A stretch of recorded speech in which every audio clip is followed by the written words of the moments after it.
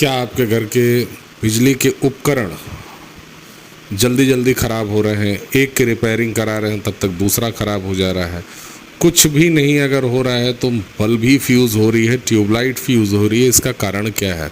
परेशान हो चुके हैं आप इनको रिपेयर कराते कराते। तो हमारी जो आज की वीडियो है मित्रों इसी के ऊपर है। नमस्कार, मैं अथर्व श्रीवत्स आप सभी का अपने YouTube चैनल पे बहुत बहुत स्वागत करता हूँ। आशा करता हूँ आप सभी स्वस्थ होंगे, प्रसन्न होंगे।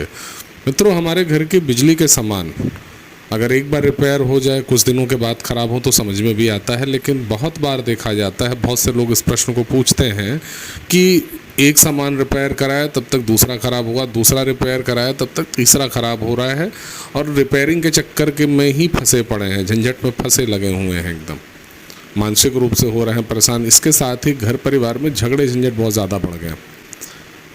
इसका कारण क्या है? मानसिक रूप से सुकून नहीं है। इसका कारण क्या है?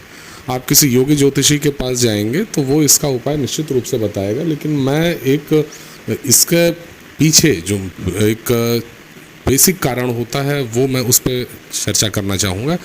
देखिए, पहला कारण तो ये हो सकता है कि घर में अगर पितृदोष होगा, पितृ रुष्ट होंगे, तो आपको ये चीज़ें अक्सर देखने को मिलती हैं।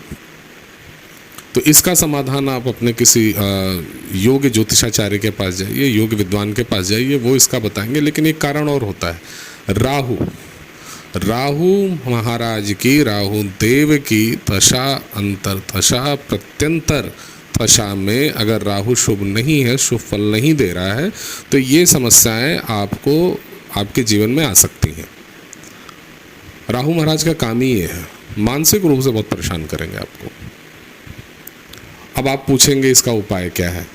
तो राहु की शांति सर्वप्रथम, अगर वो नहीं हो सकता है, देखिए मैं एक चीज़ और आपको बहुत साफ साफ अपने वीडियोस में कहता हूँ, यहाँ जो भी उपाय बताए जाते हैं, जो चाहे मेरी वीडियो हो या किसी और योग विद्वान की वीडियो हो, उसको आजमाने से पूर्व किसी योग विद्वान से परामर्श जरूर कीजिए, उसके उपरांत अपने ऊपर कीजिए। यहाँ एक जनरल चीज़ें आपको बताई जा रही हैं, आपकी कुंडली के हिसाब से उपाय दूसरे हो सकते हैं, लेकिन यहाँ जनरल बातें बताई जा रही हैं।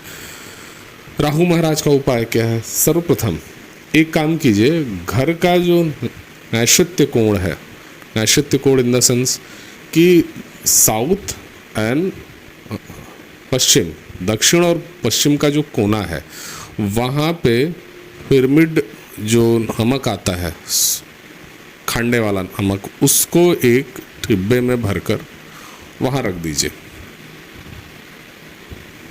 ठीक है, इससे कुछ सुधार महसूस होगा, एक आध हफ्ते में आपको सुधार महसूस होगा। वो जो पात्र है वो खुला होना चाहिए, किसी स्टूल पर रख दीजिए। जनरली वहाँ पे अगर वास्तु की बात करें तो वास्तु के हिसाब से वहाँ शौचालय होना चाहिए। शौचालय है तो उसके अंदर रख दीजिए, शौचालय नहीं है तो वहाँ पे आप किसी स्टूल पे, किसी मेज पे या किसी स्थान पे खांडे वाला नमक जो है किसी पात्र में करके रख दीजिए, ढक्कन खोल के रखिएगा।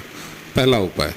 दूसरा उपाय बता रहा हूँ, इस उपाय को सैटरडे की शाम से आपको करना है और एक हफ्ते कीजिए, फिर एक हफ्ता छोड़िए, फिर अगले हफ्ते से कीजिए। निश्चित रूप से आपको सुधार देखने को अवश्य मिलेगा। उपाय क्या है? 4 मुख का जो दीपक है, 4 बाती का बनाइए। एक मिट्टी का दिया खरीदिए, उसमें 4 जो है बाती लगाइए, सरसों का तेल भरिए और उसमें काला तिल थोड़ा सा उसमें रख के सायंकाल के समय प्रज्वलित करिए। और ये उपाय आपको करना है एक हफ्ते।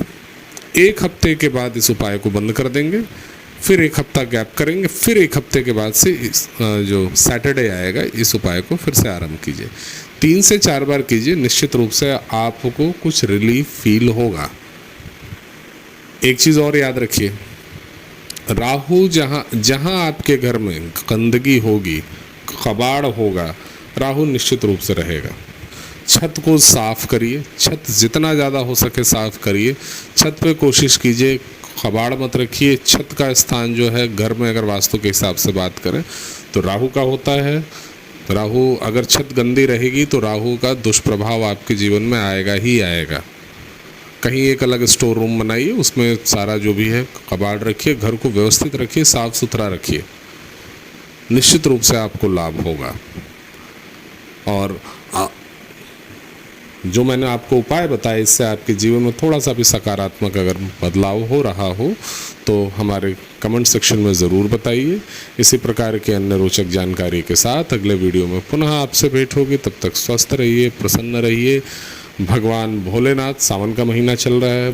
हाँ, एक चीज़ और बताना मैं भूल रहा था, सावन का महीना चल रहा है, भोलेनाथ को खुशा मिश्रित जल ज़रूर चढ़ाइए। प्रतिदिन ना हो पाए तो सोमवार शुक्रवार को ज़रूर चढ़ाइए। 1 लोटा जल चढ़ाने में बहुत समय नहीं लग रहा है। घर के आसपास कोई मंदिर हो, देवस्थान हो, वहाँ जाके चढ़ाइए। मंदिर देवस्थान अगर नहीं है तो घर में ही कोई पत्थर रख लीजिए, उसके ऊपर उसको ये मान लीजिए वो शिव है, उनके ऊपर आप जल चढ़ाइए, निश्चित रूप से आपको लाभ होगा। खुशा मिश्रित जल ये कहाँ मिलेगा? अगर आप ग्रामीण क्षेत्रों में हैं तो खेतों में ऐसे ही उग जाता है, पहचानना होगा, लेकिन किसी अनुभवी को लेके जाइएगा, पहचान लेगा। अगर आप शहरों में रहते हैं तो पंसारी की दुकान पे आपको ज़रूर मिलेगा। ऐसी दुकानें जहाँ पूजा पाठ इत्यादि होता है वहाँ ज़रूर मिलेगा। अगर वो भी नहीं मिल रहा है, पवित्री धारण की जाती है। पूजा पाठ करने बैठते हैं तो या तो सोने की रिंग पहनाएंगे, या अगर सोने की रिंग नहीं है तो पवित्र दी जाती है। जनरली पवित्र ही हाथ में दिया जाता है, वो खरीद लीजिए, जल के अंदर रख दीजिए, ओम नमः शिवाय का जप करिए, 1 लोटा जल चढ़ाइए। निश्चित रूप से महाकाल भोलेनाथ, पशुपति शिव आपकी समस्त समस्याओं को दूर करेंगे। मैं बार बार कहता हूँ, एको देव महेश्वरा। सावन का अत्यंत पावन महीना चल रहा है, जितना अधिक जो लाभ है उठा सकते हैं उठा लीजिए। आपने अपना बहुमूल्य समय दिया, इसके लिए आपको बहुत बहुत धन्यवाद।